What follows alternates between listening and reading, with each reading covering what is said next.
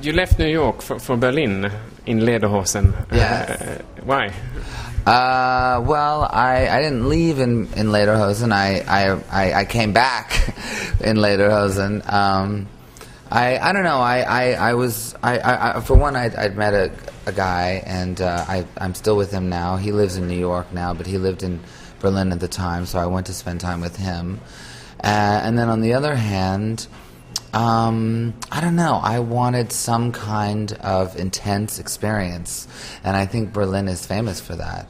I was expecting a very different experience. I was expecting this kind of, very brutal, minimalistic or kind of edgy, cutting it, underground thing with synthesizers and smashing bottles or whatever.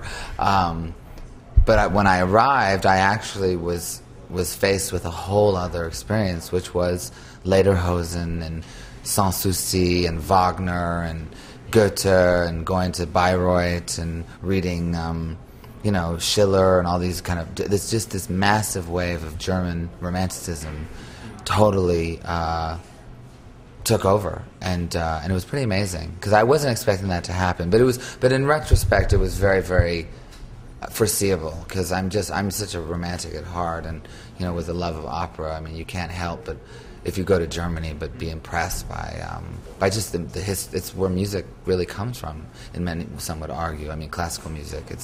Classical music is like their folk music. So it's still it's very fascinating to me. What was it in German Romanticism? What really? Well, what's great about German Romanticism is that on one hand, it's very kind of lyrical and very sensitive and intense and sort of sad or whatever, but it's also really tough. I mean, the Germans are really tough, and as we all know, and they're very, and it sort of balances between this kind of incredibly refined nature and this really brutal sort of view of life, So it kind of has both sides to it, and it's also very, very. On one hand, it's very intellectual, but also very emotional, But also, so it's both, It's. I mean, I believe this strongly, but I think Germany is really the home of the best things in the world and the worst things in the world. It's extreme, It's either awful or wonderful. So it's that kind of place.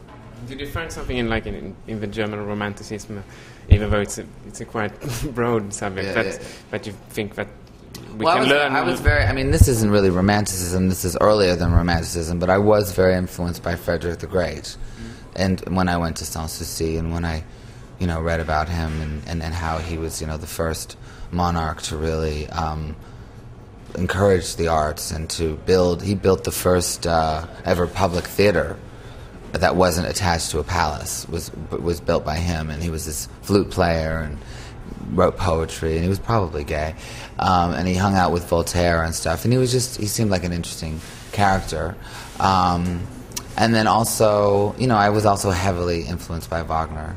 My boyfriend at the time was working for the Staatsoper in Berlin, and we went to see several Wagner operas, and then we went to... Have you seen The Ring?